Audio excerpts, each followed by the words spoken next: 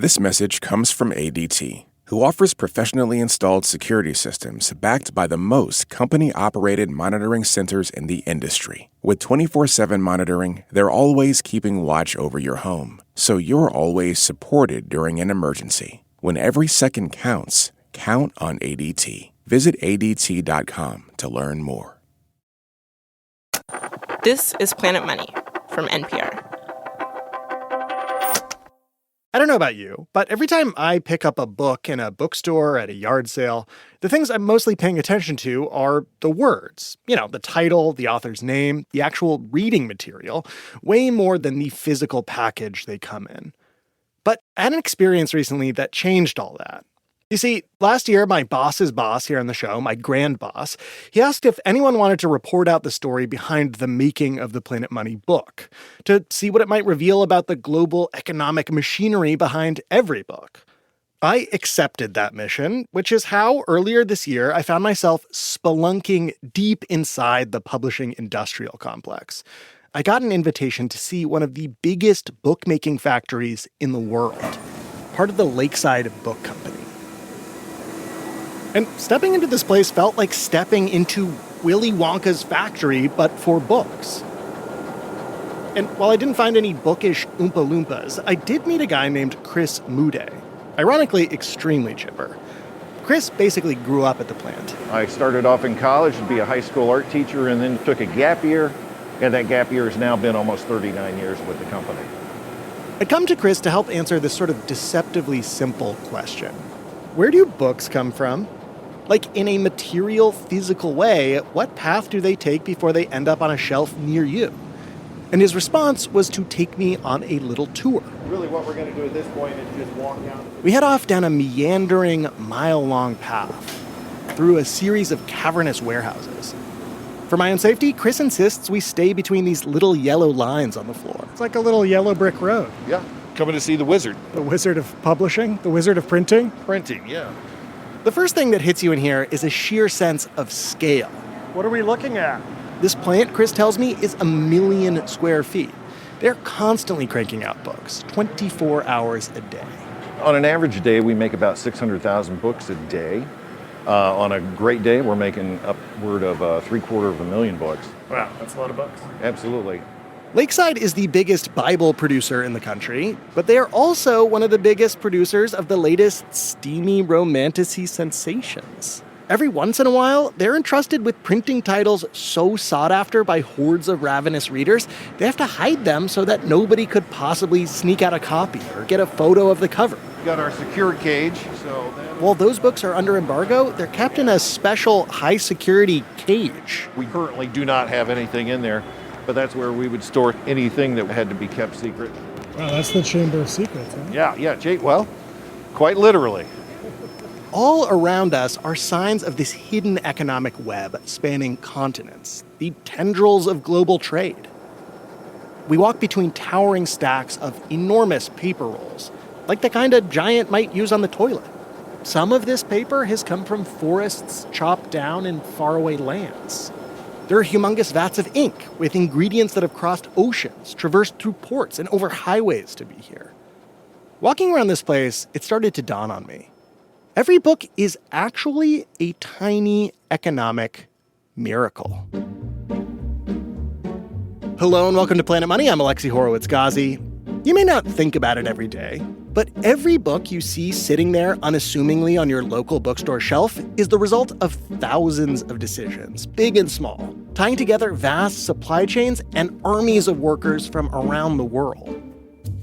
Today on the show, the second episode in our series, Planet Money sets out to actually make a book. There will be trade wars, sunken cargo containers filled with lost cookbooks, deforestation regulations, and just a whiff of scratch and sniff.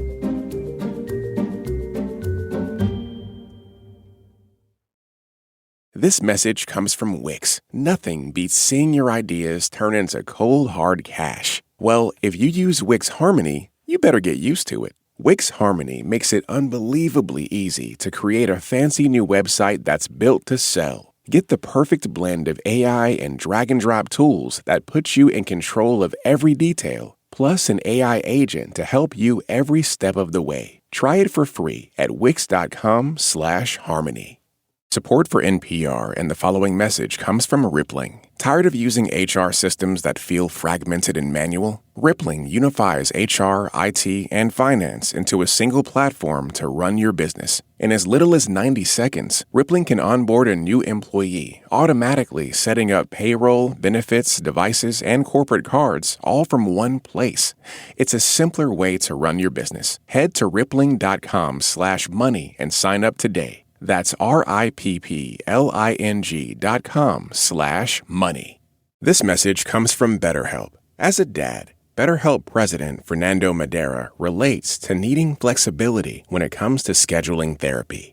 I have kids under 18, so time is very limited. That's why at BetterHelp, our therapists try to have sessions sometimes at night, depending on the therapist, or during the weekend. So I think that's what we need to tell the parents. You're not alone. We can help you out. If a flexible schedule would help you, visit betterhelp.com/NPR for 10% off your first month of online therapy.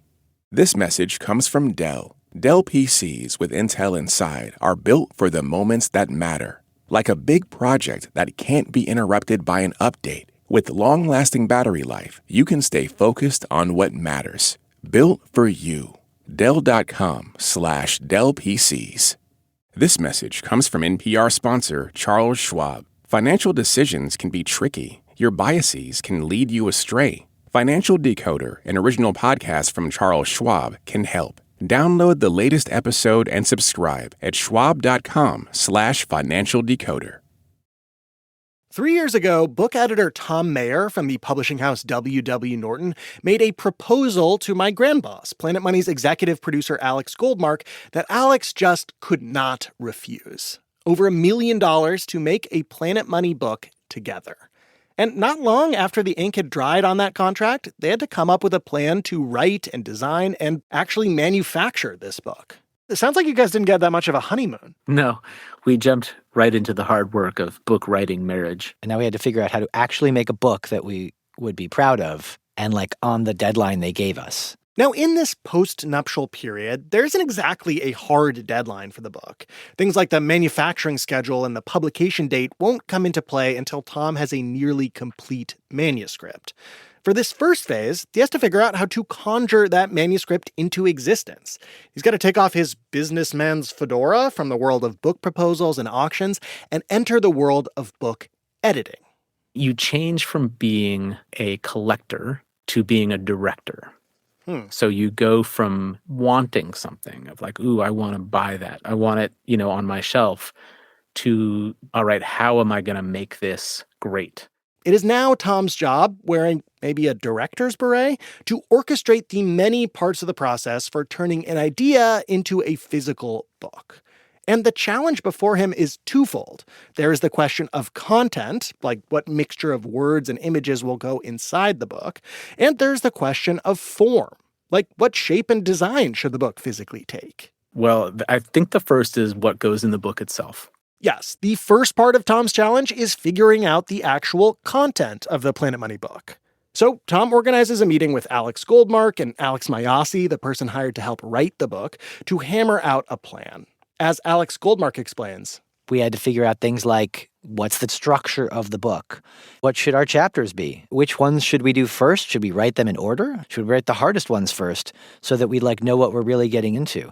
At first, Alex says they'd been thinking of organizing the book as this sort of economic guide to the forces that shape your life from birth all the way to the end. The downside of that one, when we thought about it, was then you end on death. It was just a depressing ending. It also didn't quite leave room for the part of economics that focuses on the big picture, things like inflation or global trade. So they tweak the frame. They add a section introducing readers to the market and its forces, and they organize the rest of the chapters around the big decisions in life, things like work and career, love and family, or saving and investing. They come up with a list of new original chapters they want to report and classic Planet Money episodes to adapt and update. And with that plan, Alex Mayasi sets up at his local coffee shop and starts writing. I probably am making like insane expressions while I work, drinking my coffee and scrunching my hand against my head, trying to figure something out. Totally. Blood, sweat, tears, and caffeine. Yeah. Alex Mayasi started writing draft chapters, and he would share them with me and Alex Goldmark. Tom could read so fast. Like the words go into his brain so fast that he was really able to read a lot quickly. And I would be like, I need to leave my desk, go sit somewhere quiet and focus to actually be able to leave good notes. There's nothing like reading a chapter that did not exist before, and you're the first person on earth to see it. That is extremely exciting. And of course, once you've read it, then you're like, I see a million problems with this. We got to make this much, much better. Some of those things are big. They're like the structure is wrong, or the opening anecdote's not exciting enough, or this sentence is confusing, but it's still really exciting. So Tom and the Alexes get going on writing and editing new chapters. Now onto the other part of Tom's challenge, the question of what physical form the Planet Money book should take. There are infinite choices you can make for a book. Alex Goldmark says that at first they started looking at some of the big picture decisions. We had to figure out what size was the book? How long should it be? What kind of paper should it be printed on? Is it going to be in 4-color? Is it going to be in 2-color? Can we just make anything we want, any color we want? And how should they price the book? Tom and the team at Norton tell the Alexes they probably want the book to retail for around $30 a copy to keep it affordable. A lot of hardcover books are in that price range, and it would be in keeping with the show's ethos of explaining the economy to as broad a group of people as possible. And given that price point, Tom explains that the design decisions they are making have real stakes, because each choice has a particular cost that could ultimately affect the retail price. We buy ink by the gallon. We buy paper by the pallet. If you're going to add 16 more pages to the book, you're adding that much more paper to every single book. And if you're going to print thousands of copies, that can add up really quickly. But the bigger question that Tom and the Alexes have to answer is this. How do you translate the irreverent, playful, formally experimental tone of the podcast and distill that into the book? Tom asks the Alexes for ideas, and true to form, they start cranking out one zany pitch after another. Goldmark suggests they could draw miniature figures in the corner of the pages so readers could flip through them and get a bonus little flip book. He also suggests we could do a page explaining the evolution of currency printed on the actual fabric on which US dollars are printed. Because money's not really paper, it's actually made out of cotton. And I was like, could we ask the company that makes the fabric that money is printed on? Could we ask them for 1 page each book? That idea prompts a little lesson from Tom on how the printing process actually works. Books are not printed page by page. They're actually printed in these large sheets that then get folded down into 1 page size sheet and then cut. So you have these things called signatures, which are 16 pages at once. So you would actually have to have 16 pages of actual U.S. currency paper. I mean, logistically very challenging to achieve Alex Goldmark's vision. Okay, so we table that idea. Yeah. The next idea came from Alex Mayasi, the writer. You see, he'd been flirting with creatively using scratch and sniff technology since his days working on a book about food for Atlas Obscura. As for his idea for the Planet Money book, I really wanted the cover of this book to smell like money. Maybe a little bit on the nose. And at one point I saw an article about how an Indian newspaper had celebrated the mango season by making the cover of that day's newspaper smell like mangoes. And so I sent a link to that article to Tom. And I was like, see, it's possible. We got to make the cover of this book smell like money. And he's like, I'll go see what we can do. I'll go talk to my people. I mean, we took the idea really seriously. We got samples shipped from overseas. Now, Tom himself is not the person to figure out how to make a book smell like money. That is not his wheelhouse. For that, he's got to call in a new member to the Planet Money book squad, an expert in international book manufacturing. And her name is Druskin. Julia Druskin. Julia is like Q from James Bond. You go to her and you're like, I want to do this crazy thing. And she's like, okay, let me go work on it. And she knows every printer and she knows all of the tricks of the trade and she knows how to get books done on time and under budget and is just really, really smart. And she comes back 3 weeks later and she's like, okay, I've solved it, but it'll cost you. Yes. I learned a lot about scratch and sniff. This, of course, is Julia Druskin, the cue to Tom Mayer's James Bond. She's the director of trade production at Norton. She's been helping produce books there for almost 30 years. So the idea of using scratch and sniff in a book was not alien to Julia, but this was different. It's usually like, pickles or roses or, food, but it was money. So I called a bunch of my suppliers and I said, can you do scratch and sniff with money scent? And I have a domestic printer who has done a lot of these. They do kids' books. And they kind of walked me through it. And they were like, there's this one guy and he's like the smeller. And he tells you if it smells like what you're intending. He's like the in-house super smeller? I think he's a freelancer, yes. The contract gig work super smeller. Exactly. Julia learns that scratch and sniff technology is actually made out of these tiny burstable beads that can easily explode during the printing process. So the best way to execute this idea would be to order money-scented scratch and sniff stickers and then slap them on the cover. So Julia gets some samples from a supplier in China. But they didn't smell right. they didn't smell like dollars. And then we thought maybe Chinese money smells different. I don't know. Turns out the smell of money is very specific and you know it when you smell it. Yeah. And what we were scratching and sniffing here was not it. Okay, so scratch that idea. Do not sniff it. No matter, there are a couple of other pitches that do seem a bit more feasible. One idea was to create a series of postcards that you could actually rip out of the book and send to a friend. These would highlight different kinds of public goods around the world, like the Large Hadron Collider near Geneva, or the standardized atomic clocks in Colorado that make things like GPS possible. Another idea was to make a poster modeled after like an OSHA-style poster you might see hanging in a workplace. But instead of labor regulations, this one would list the laws of the office from a Planet Money episode by the same name. Tom and Julia look into what it would take to make all these ideas into a printable reality and how much each of them would cost. Some of them weren't expensive. Some of them were like, well, that's going to add $0.25 to the unit cost. And some of them were like, that's going to add $1 to the unit cost. And that would have major downstream effects on what the actual cost to the customer would be. That could negatively impact how many people are going to buy the book. So you have to really weigh those things. Tom eventually breaks the news to the Alexes about how much all these shticks in total might actually add to the production costs and the retail price. If they go ahead with all of them, he says, the book is going to have to retail for somewhere above $40. That meant Planet Money might lose a chunk of potential buyers. We were like, we don't want to sell a book for $40. It's not worth it to have those be real postcards and that's a real poster. Like those were meant to be delightful, but nobody really wants to spend an extra $10 on those things. So we cut those out so that we could make sure we stayed under the $30 price point. Instead, Tom and the Alexes decide they're going to double down on the illustrations inside the book to commit to glorious, expensive 4-color printing. That way, the designs for the postcards and the Laws of the Office poster could still live inside the book, even if they can't be ripped out and actually used. The team brings in a creative director from NPR, Mito Habe-Evans, to help find illustrators and come up with a visual language for the book. They decide to introduce each chapter with a movie poster-style illustration. Like for a chapter about the wisdom of the crowd and picking stocks, they make a surreal depiction of a cow as a fortune teller. They also come up with playful little graphics, like a cartoon ranking the winners and losers from the shift to remote work.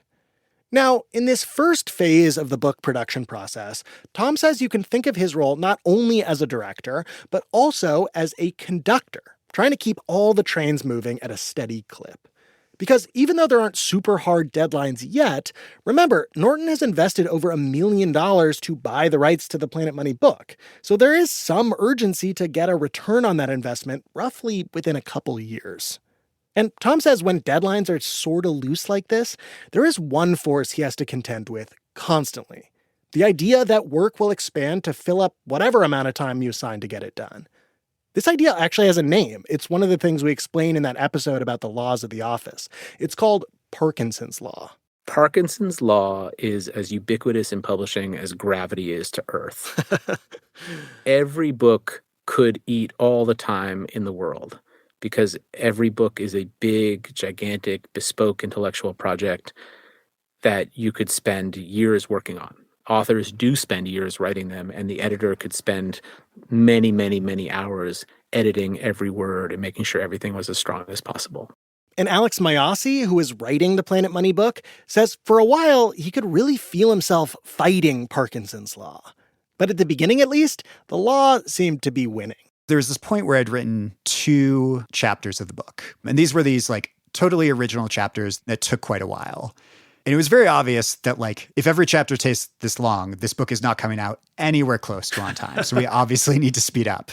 Now, luckily, as a seasoned editor, Tom has an extensive array of psychological techniques to break the grip of Parkinson's law. Yes, I have developed a toolkit of ways of encouraging authors to get them to write. I have told authors to open up an email and to type their chapter in an email to me. Because for some people, it's a lot easier to write a long email than it is to open up a blank Google Doc or a blank Word document and try to write there. Yeah. I have had authors speak their chapters aloud to voice recognition software. I asked Tom if he ever resorted to setting fake deadlines to squeeze his writers to hit their word counts. Alexi, all of my deadlines are real. I think the authors of America need to understand deterrence. There are red lines you cannot cross. You're playing game theory here. You can't possibly devalue your own deadlines on the record. No, all deadlines are real, and there's serious consequences for going past them. You know that. Tom says he's gone as far as threatening to kill a whole book project if the work didn't start coming in by a certain time. An almost literal deadline. And then the author's like, actually, here's the book. That's the knife at its sharpest. That's the knife at its sharpest. I mean, you never want to get there as a publisher. Yeah. But it wasn't even a ploy. It was like, I'm sorry, you're not writing this book, so what are we going to do? And then they wrote the book, and it was great. Happily, in Alex Mayasi's case, all Tom had to do was encourage him to sprint through a few chapters, just to set himself a deadline of a chapter a week for a little while. That advice worked to get him into a rhythm. And after over a year of successively writing and editing and revising chapters, we had each of the individual pieces, and then we laid them all out on a table with Post-its everywhere and be like, does this look like a book? And does it look like a good book? And is the flow good? Almost like we've storyboarded the whole book. Does it quack like a book? Does it quack like a book? That's an important question, because when it quacks like a book, they will be able to leave the nebulous world of vague deadlines and enter a whole new phase. And in this phase, Tom and company will have to navigate a regimented production gauntlet. Once they have a draft of the manuscript, that's when you can start thinking about what your actual publication date is going to be. Most books take about 10 months from pencils down to publication day. To figure out the actual publication date, Tom and his colleagues start thinking about how they want to position the book in the marketplace. Publishing is traditionally divided into 3 seasons, spring, fall, and winter, and Tom says there are different potential audiences for each season. January is new year, new you. People are interested in improving themselves in January. Yeah. So let's think about whether we want to publish the book into that season. Or maybe you want to publish in the spring. April, May, and June are traditionally very competitive months in book publishing because they lead to a book buying season of Mother's Day, Father's Day, and graduation. Those are traditionally strong book selling seasons. You're closely tracking the gift economy. Yeah. And, then the other one is September, October, November, which leads you into the holidays. In the spring of last year, Tom and his colleagues at Norton finally pick a publication date. They decide to target the holy consumer trinity of moms, dads, and grads by releasing the book on April 7th, 2026. And that was a real moment of committing the group to nailing all of our dates. So that was a significant moment for setting the deadlines for the work ahead. The team now has T-minus 10 months to get this book manufactured and ready to launch. All of a sudden, the production planning gears spring into motion. For Julia Druskin, Norton's production director and cue to Tom's James Bond, this process is all about answering a simple question with huge stakes. Where in the world should Norton print the Planet Money book? We could, of course, print the book in the good old US of A. One of Norton's most trusted printers is in Indiana, where the logistics would be ideal. It's only a 2-day drive to Norton's distribution warehouse near Scranton, Pennsylvania. That also means that if the book takes off and Norton wanted to print more copies, it would be easier to get them to bookstores quickly. The problem with this option is the problem with manufacturing most things in the US.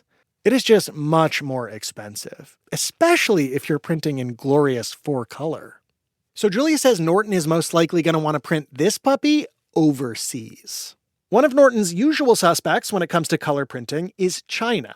But Alex Goldmark and my even greater grand bosses at NPR did not want to run the risk of government censorship or oversight of what goes into the book. So China is off the table. Turkey is apparently a pretty good option in terms of pricing and logistics, but Goldmark says there was one unexpected hiccup that came up with that location. The Turkey one had a constraint that was like no nudity, which we were like, why is that going to be an issue? And then weirdly, Alex Mayasi was like, I want to use the cover of this like very classic finance book, which is a cartoon where like a butt is shown at like a beach. Given all the various constraints, Julia says it's looking like the best option is going to be a printer in Malaysia. She recently had good experiences printing complicated and colorful cookbooks there, and the shipping infrastructure seems better than some of the other options. And Tom explains shipping logistics are an enormous part of the calculation over where to print the book. The tricky thing about printing overseas is that you introduce risk and complexity to your entire process, because you have to physically put the book on pallets, and the pallets physically have to go into containers, and the container physically has to go onto a boat.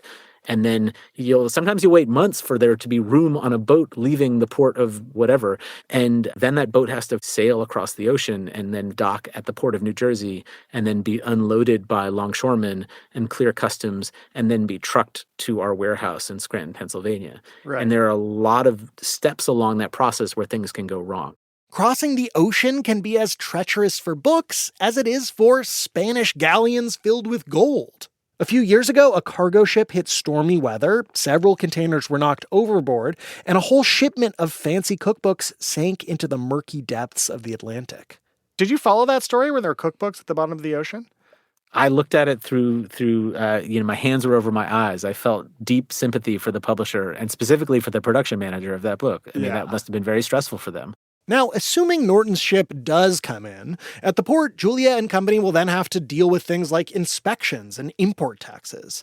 And keep in mind, Julia and Tom are considering all these international manufacturing plans in the middle of 2025, just a few months into President Trump's second term. And was anything going on in the global economy at this time that might have added any sort of like anxiety or volatility into how you were thinking about these decisions? A leading question. Yeah. I mean, obviously, the looming tariffs and trade war issues introduced unknowns and risk that we had to account for as we thought about where we wanted to print. Up until now, publishing has mostly been exempted from tariffs, but there's always a possibility that some particular kind of paper stock or ink might somehow be implicated, changing the costs of importing our books from abroad at the last minute and messing up all the carefully calibrated math around the book's price. And yet, despite all these considerations, when I talked to Julia in May of last year, she's pretty confident where we will be printing the Planet Money book. Well, I've decided where it's going to print. And, in the next few months, if we need to pivot, we can pivot. But the book's printing in Malaysia. Malaysia. Malaysia. Julia said that the mixture of pricing, the track record of their printer there, and the specific shipping arrangement had all come together to tip the scale in Malaysia's favor. I doubt it will change unless there is major news with tariffs. Tariffs on paper, tariffs on printing. So we're just we're operating with the information we have. But by the time I visited Julia at the Norton office again 3 months later in August, the situation had gotten a little more complicated. Yeah, I'm glad to talk to you because a few things have changed, and I was hoping to get a chance to talk with you about a few things that have changed just in terms of where we're printing. It seems like we're on different parts of the globe now. Yes. You see, in the summer of 2025, Julia and the rest of the book-producing world get more details about a new regulation coming online that could have big implications for the whole industry. Something called the EUDR. Which is the European Union Deforestation Regulation. The European Union Deforestation Regulation. And that could be a whole podcast, I think. Sure. But at the very least, it could be a couple sentences. Yeah, it's evolving. See, right in the middle of Julia's quest to figure out where in the world do we print the Planet Money book, this new EU rule meant to combat deforestation around the world started to come into play. It applies to like 7 or 8 different commodities: coffee, cattle, cocoa, palm oil, soy, and wood. And wood is obviously important here because paper's made out of wood. And so what it means is that for books that you sell into the European Union, we have to provide geolocation and time of harvest metadata for when the paper was taken out of the forest. Julia says Norton's paper suppliers do practice sustainable forestry, but the new EU rule has added technical reporting requirements that would take time to adopt and implement. And a crucial part of the new rule is that it groups countries around the world into risk categories. All of the countries where we print books are low risk, except Malaysia was deemed medium risk. What this designation would mean exactly for the Planet Money book if Norton were to print in Malaysia was not clear. But Julia says it could add risk and potential delays. So she decided to redo all her math. She looks back into the other printing options around the world, and the new frontrunner now appears to be Turkey. Turkey is back in the mix after the team opted not to include the potentially banned image of a bare butt on a beach, so no nudity issues. And Julia says the Turkey production plant has recently done some good work for Norton. They've printed some books for us on the children's list. They've done a few cookbooks for us, for-color work, and they do pretty much everything that we need. And they can get the papers that we need. Those vetted, undeforested papers. Right. And also the nice thing about the Turkey plant is the shipping is a little closer, so it cuts off a few weeks. And cutting off weeks' worth of shipping time is starting to look more and more appealing the closer we get into the fall. Because, as it turns out, Planet Money can be an indecisive, fractious group of cats to herd. For example, consider the decision about how big the Planet Money book would actually be. Like as a physical rectangle to hold in your hands. Tom and the Alexes had made that decision relatively early on, before there were any jacket prototypes to wrap. Then, relatively late in this whole process, as the team was starting to consider various cover designs, we did like a mock-up of what a cover could look like. And then we printed that on paper, and I folded that around, like a book jacket on some other books that were that size. And I looked at it and I said, oh, I hate this. This looks like a textbook. It was just too big. Alex worried that this book size might make readers associate the Planet Money book with the drudgery of homework. So he brings his concerns to Tom over at Norton. My reaction to that was, okay, you don't like that? Let's find something else. But when Alex said that changed everything. They decided to make the book about an inch smaller, and because a book is such a tightly interwoven object, changing the size, even by just an inch, has all sorts of cascading effects. It means Julia had to check in with all the potential printers. And so she had to go back and get all different pricing, and we had to look at what that would do to the cover costs. And that changes the word count per page then, which is like then how thick the book will be, and therefore how many pages you need. And it changed a thing that we didn't think about right away, or I didn't, which is that the illustrators had been given the old size. So then we had to figure out a crop for each of the illustrations, or like extend them, and which one would be better or cheaper. Which was a lot of extra work, but on another level, it was like, this is necessary. The author has a new idea, a new vision for what they want to do. How do we best do that? Even if it's late in the process and there are like dozens of knock-on effects? Alexi, I'm smiling here, okay? Whatever I happen to be thinking, I'm smiling. These are tears of joy. And every one of these delays means a little less buffer in the calendar that Julia Druskin has meticulously mocked up. Time is running short for the Planet Money book to be printed, cross whole oceans and continents, and make it onto bookstore shelves before the all-important publication date in early April of 2026. Even Turkey is looking like it might be tricky to pull off in time. Is this getting more time crunched than other book production processes? I will say the last couple of, I've redone the schedule is what I will say. And we're okay right now. This is classic Planet Money. We're just pushing things as far as they can go. Yeah, well, it happens here too. Yeah. But we're at the point where we need to move forward. We need to get to the next stage. And the schedule is fine. But our alarm bells do go off sometimes. It's like, okay. It's time to get started. Yeah. After the break, will Planet Money's endless waffling turn Norton's production process into a slow-motion disaster? Do those alarm bells actually signal a fire? And where in the world will we actually be when we watch the first copies of the Planet Money book start to roll literally hot off the presses? This message comes from Wix. Nothing beats seeing your ideas turn into cold, hard cash. Well, if you use Wix Harmony, you better get used to it. Wix Harmony makes it unbelievably easy to create a fancy new website that's built to sell. Get the perfect blend of AI and drag-and-drop tools that puts you in control of every detail, plus an AI agent to help you every step of the way. Try it for free at wix.com/harmony.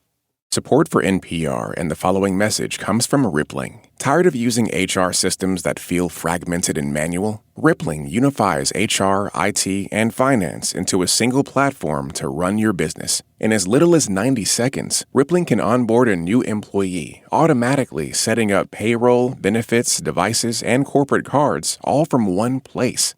It's a simpler way to run your business. Head to rippling.com/money and sign up today. That's rippling.com/money.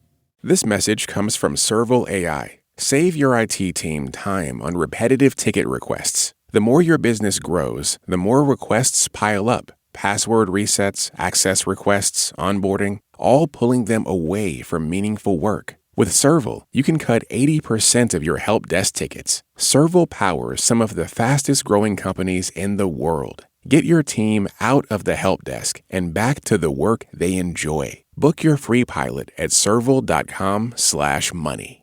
Support for NPR and the following message come from Ethos. Ethos makes getting life insurance fast and easy, 100% online. You can get a quote in seconds, apply in minutes, and get same-day coverage. There's no medical exam, just a few simple health questions. You can get up to $3 million in coverage. Some policies are as low as $30 a month. Protect your family's future in minutes with life insurance through Ethos. Get your free quote at ethos.com/money. Application times and rates may vary.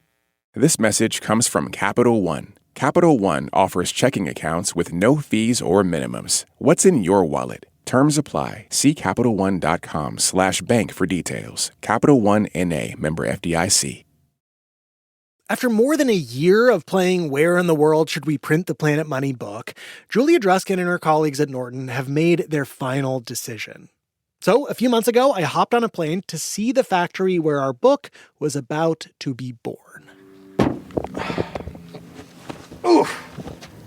The weather said it was 4 degrees this morning. There's frost all over the place, and I can see my breath. As you might have surmised from the 4-degree weather report, Norton did not end up contracting with a printer in balmy Malaysia or temperate Turkey. No. We ended up in blisteringly cold Crawfordsville, Indiana. My first challenge there was just getting in the door. Door 51. So many doors. Door 49. I could not for the life of me find door 40. Oh my God, this place is enormous. The plant is literally 1 million square feet. Door 40, there it is. Okay, we are in business.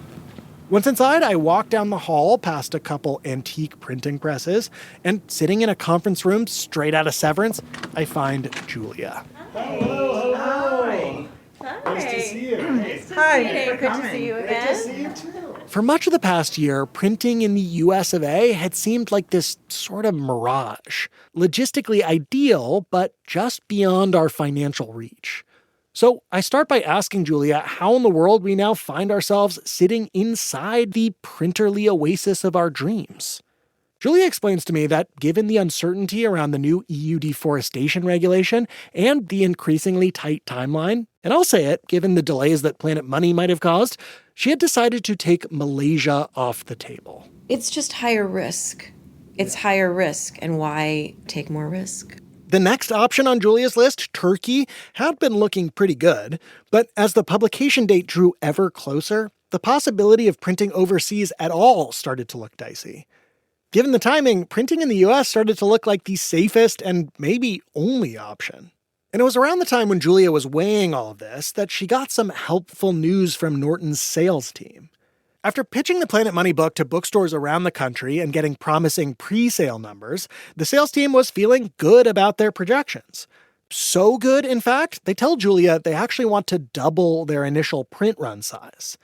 Now, Norton didn't want to tell us the exact number of copies in the first print run of the Planet Money book, but you can get a sense of the size with a little back-of-the-envelope math. We know that the advance was somewhere around $1 million and that the book will sell for about $30 a copy. And we know that publishers generally sell to bookstores at around a 50% discount. Let's say Norton's production costs here are $3 to $5 a copy, kind of standard. That means they might be making about $10 per Planet Money book. So Norton likely needs to sell at least 100,000 copies to break even. And that sort of scale of a print run changes the economics of printing in the US. While printing here generally has a higher unit cost per book than printing abroad, like other widgets, the more books you print, the cheaper they are to make. And with that order for maybe somewhere around 100,000 copies, printing domestically became a financial possibility. The other thing that made it even more appealing was another part of the sales calculation.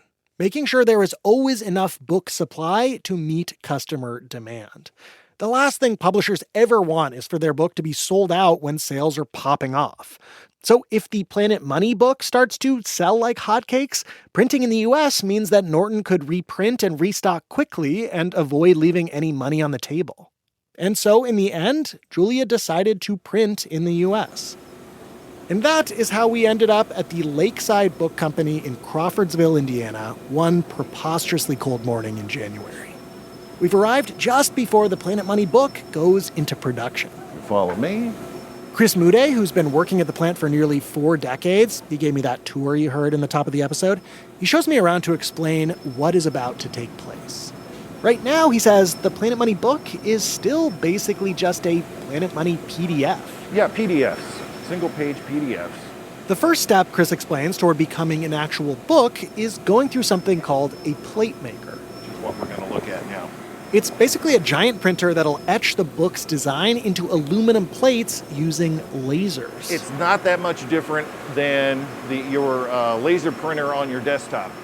Chris gives the signal to fire up the lasers. The light will be coming on shortly. That means that it's up and running.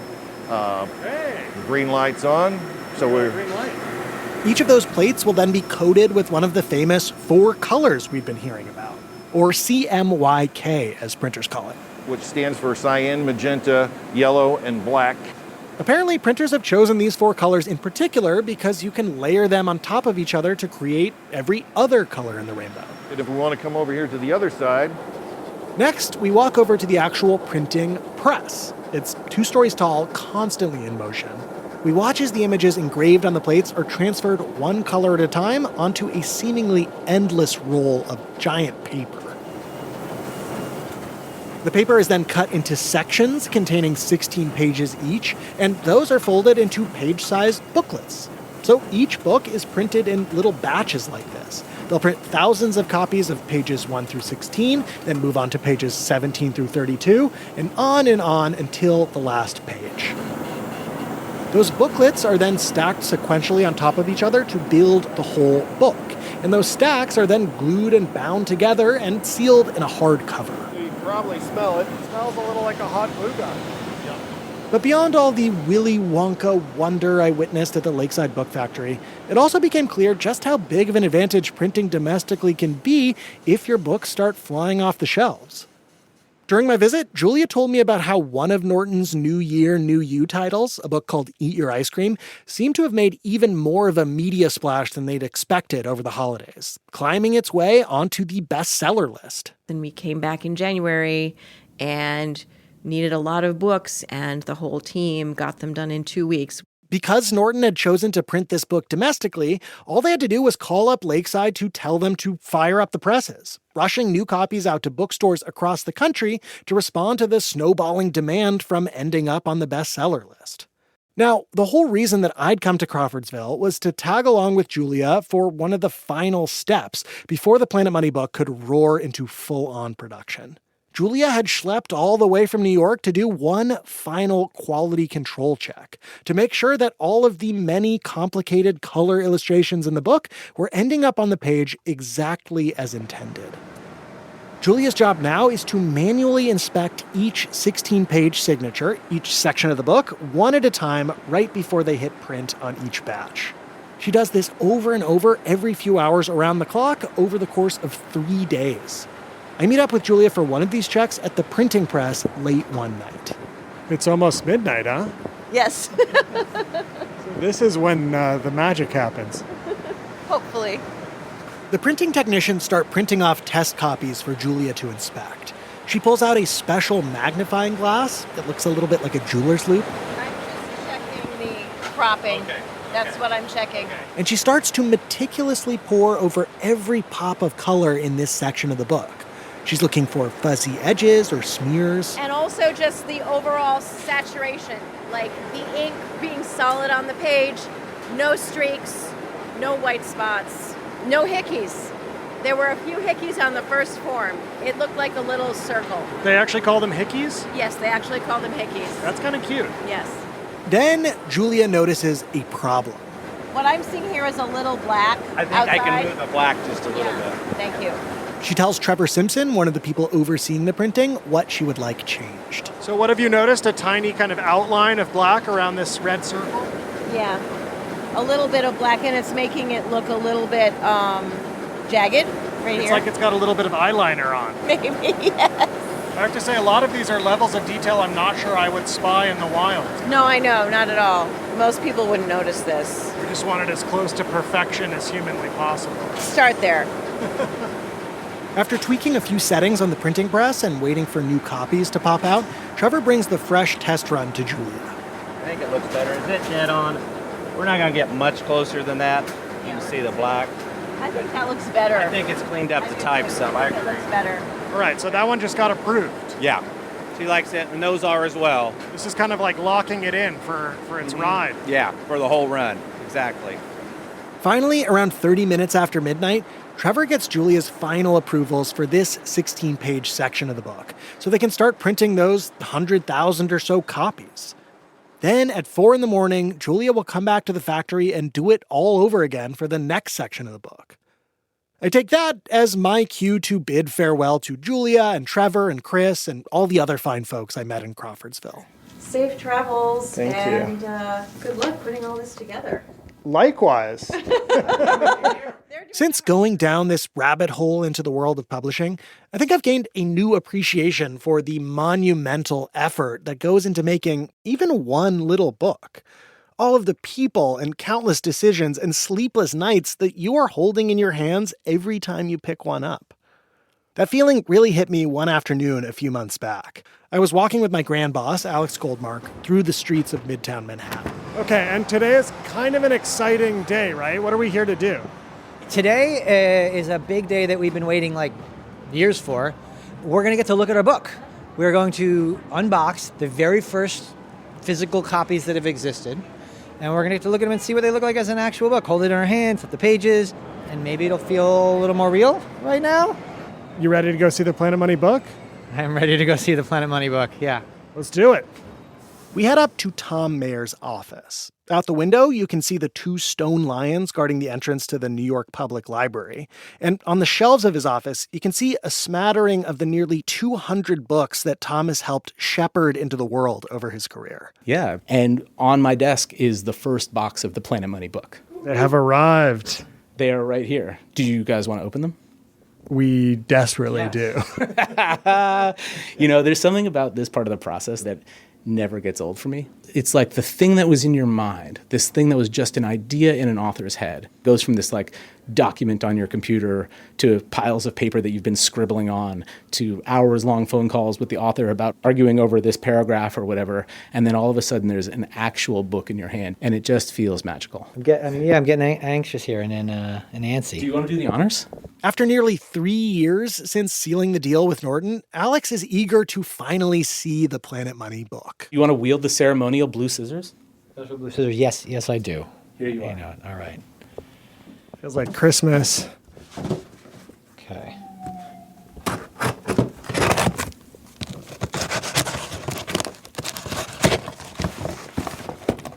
Here we go. I see the logo. There it is.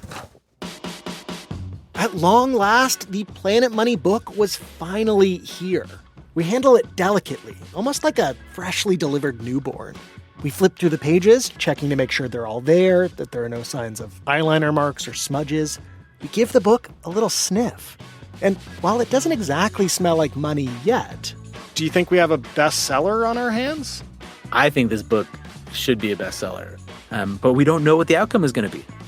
Tom says the answer to that question will actually come down to a final series of gatekeepers.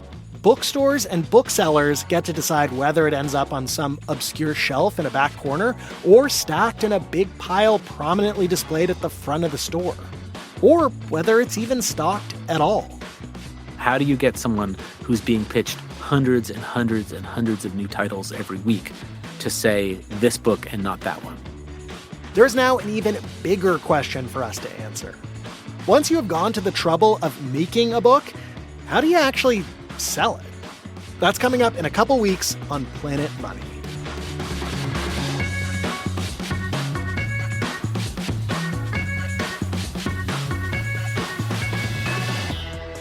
If you want to hear the story of how Planet Money got a book deal in the first place, listen to the episode in our feed called Inside a Book Auction. If you want to see video of the Planet Money book rolling hot off the presses, check out Planet Money's Instagram and TikTok. And if you want to help us sell out that initial print run, you can pre-order the book right now. And remember that poster we wanted to make about the laws of the office but was too expensive? We actually did end up making it. But it is only available to people who pre-order the book before April 7th. For the details, go to planetmoneybook.com. This episode was produced by Willa Rubin with help from Emma Peasley. It was edited by Jess Jiang, fact-checked by Sierra Juarez, and engineered by Robert Rodriguez. Alex Goldmark, my grandboss, is also our executive producer. I'm Alexi Horowitz-Ghazi. This is NPR. Thanks for listening.